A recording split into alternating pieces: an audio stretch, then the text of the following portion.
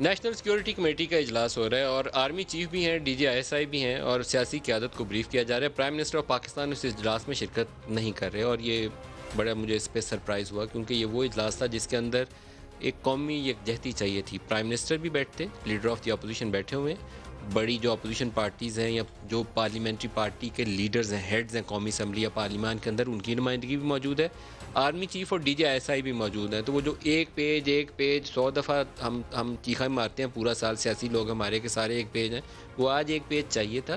یہاں ایک consensus evolve ہوتا اور اسی کنسنسس کو بعد میں یہ جو بھی جوائنٹ سٹیٹمنٹ مشترکہ اعلامیہ اس اجلاس کے اندر طے کیا جاتا، اس کو قومی اسمبلی یا مشترکہ اجلاس یا سینٹ کے اجلاسوں میں سیپریٹلی اس کو ایک ریزولوشن کی شکل میں پاس کیا جاتا۔ پرائم منسٹر نے کل جو تقریر کی تھی وہ پاورفل سٹیٹمنٹ تھا فلور آف دی ہاؤس کی، وہ اس سے بھی زیادہ اچھا جسچر تھا۔ اپوزیشن سے انڈرسٹینڈنگ پہلے کی گئی کہ وہ ہاؤ ہو نہیں کریں گے، وہ نہیں ہوا۔ ساری چیزیں ٹھیک کر کے آج کے اجلاس میں بیٹھ جاتے تو ان کا بڑا پن لگتا، چھوٹے نہ پڑتے وہ، کیونکہ باقی انہی کی طرح کے انسان ہیں۔ ان کے ساتھ بیٹھ کے آج ایک اعلامیہ چاہیے تھا جو پاکستان کی ضرورت تھی، یہ کسی سیاسی جماعت کی ضرورت نہیں تھی۔ یہ ایک قابل افسوس بات ہے، لیکن باقی چیزیں بہرحال پازیٹیو ہیں کہ وہاں پہ آرمی چیف موجود ہیں اور ڈی جی آئی ایس آئی موجود ہیں۔ جو افغان سچویشن جو ہمارے سامنے جس طریقے سے کھل کے سامنے آ رہی ہے، جس میں اس بات کا قوی امکان موجود ہے کہ وہاں خانہ جنگی شدت اختیار کر لے گی، طالبان ٹیک اوورز ہو رہے ہیں، دوسری جانب سے افغان حکومت کمزور پڑتی جا رہی، گرتی جا رہی ہے۔ مختلف قصبوں کے اندر، ڈسٹرکٹس کے اندر ہم دیکھتے ہیں کہ وہاں تصویریں چھپی نظر آتی ہیں کہ افغان نیشنل آرمی کے جو پورے کے پورے کانوائز ہیں، ایک چھوٹی سی ان کی بٹالین ہے، وہ جاتی ہے اور وہ طالبان کے سامنے سرنڈر کر رہی ہے۔ تو وہ بختر بند گاڑیاں، اسلحہ، گولہ بارود، وہ سارا بھی طالبان کے ہاتھ آ رہا ہے۔ بینگ اے نیبرنگ کنٹری، ہمارے لیے پریشر والی سچویشن ویسے ہی ڈیولپ ہونی ہے جب افغان مہاجرین پاکستان آنا شروع ہوئے تھے۔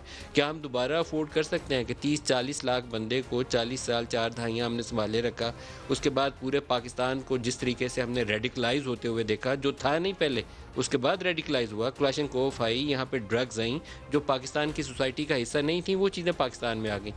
یہاں مسلح جتھے بنے، لشکر، سپاہ اور پتہ نہیں کس کس نام سے یہاں تنظیمیں بن گئیں۔ کیا ہم دوبارہ افورڈ کریں گے کہ ویسی ہی صورتحال جو ضرب عضب کے بعد یا رد الفساد کے بعد فوج کے لا تعداد جوانوں کی اور ہماری پولیس کے اور سیولین جو لا انفورسمنٹ ایجنسیز ہیں ان کی لمبی تعداد کی قربانیاں اور شہادتوں کے بعد ہم دوبارہ ایک ایسی صورتحال کا سامنا کریں گے؟ یقیناً اس کا جواب نہ میں ہوگا۔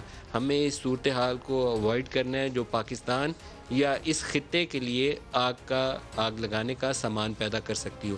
اس کے لیے ہمیں کرنا کیا چاہیے؟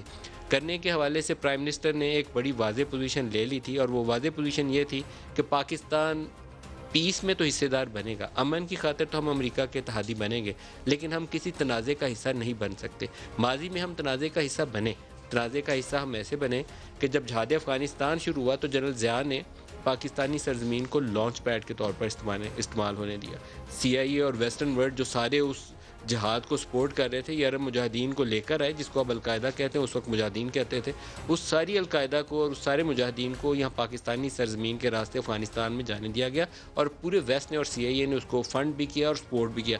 پاکستانی سرزمین استعمال ہوئی۔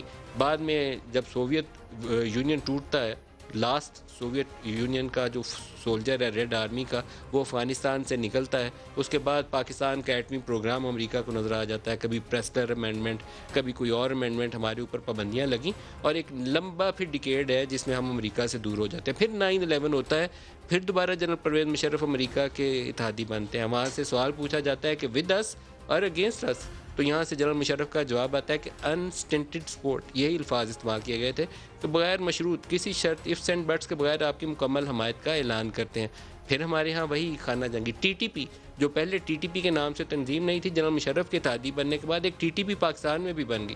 وہ تمام مسلح جتھے جو اس زمین سے آپریٹ کرتے تھے، وہ ہمارے جو دشمن ملک تھے انہوں نے ان کو انگیج کر لیا، اور وہ بم دھماکے پاکستانی علاقوں میں ہی ہونا شروع ہو گئے۔ پھر پاکستان کی 3 بیسز وہ امریکہ کو دے دی گئیں، جن کا کئی سال کسی کو معلوم ہی نہیں تھا کہ وہ کون کون سے اڈے ہیں۔ کوئی شمسی ایئر بیس ہے، کوئی شہباز ایئر بیس ہے، کوئی جیکب آباد ایئر بیس ہے، وہاں سے ڈرون اڑتے تھے، بلیک واٹر وہیں پہ ان کو میزائل ڈالتی تھی، وہ کچھ افغانستان میں جا کے برساتے تھے، کچھ ہماری ٹرائبل ایریاز میں وہ میزائل برساتے تھے۔ پرائم منسٹر نے اس کے اوپر ایک پوزیشن اختیار کی ہے جو میں چاہتا ہوں آپ کو ان کا بیان بھی سنواؤں اور پھر پروگرام کو آگے لے کر چلوں۔ کیا پاکستان کسی تنازع کا حصہ بنے گا؟ اس کے اوپر ان کا جواب سنیے۔ میرے سے پوچھا گیا جی کیا پاکستان بیسز دے گا امریکہ کو؟ میں اگلا سوال تو اسے یہ پوچھوں کہ جب ہم نے اتنی سروس دی، 70,000 لوگ ہمارے گئے، $150 ارب ہم نے اپنے ملک کا نقصان کر دیا، کیا انہوں نے ہماری تعریف کی؟ کیا انہوں نے اکنالج کیا کہ کتنی قربانی دیا پاکستان نے؟ کوئی دنیا میں ملک ہے جس نے کسی اور کے لیے اتنی قربانی دیا؟ انہوں نے الٹا برا بھلا کہا، دوگلے ہو تم۔ انہوں نے کہا جی افغانستان میں دوگلی گیم کر، افغانستان کی جنگ نہیں جیت رہے، وہ بھی ہمارے پر ڈال دیا۔ یعنی بجائے کہ اپریشیٹ کرنا، الٹا پاکستان کو برا بھلا کہا گیا۔ کبھی اس قوم نے کسی کے لیے کسی خوف سے ہم نے اپنی ساورنٹی کے اوپر کمپرومائز نہیں کرنا۔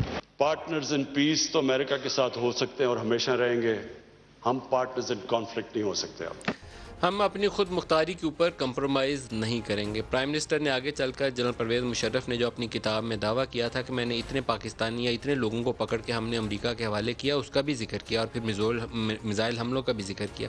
ڈاکٹر عافیہ سمیت بے شمار ایسے لوگ ہوں گے جن کی کہانی کے ارد گرد ایک عجیب و غریب تنازع کھڑا ہے ڈے ون سے، اور انہوں نے جو مسٹری جس طریقے سے اس خاتون کو پکڑ کے لے گئے اور سزا دی، وہ آج تک ان ریزالوڈ ہے۔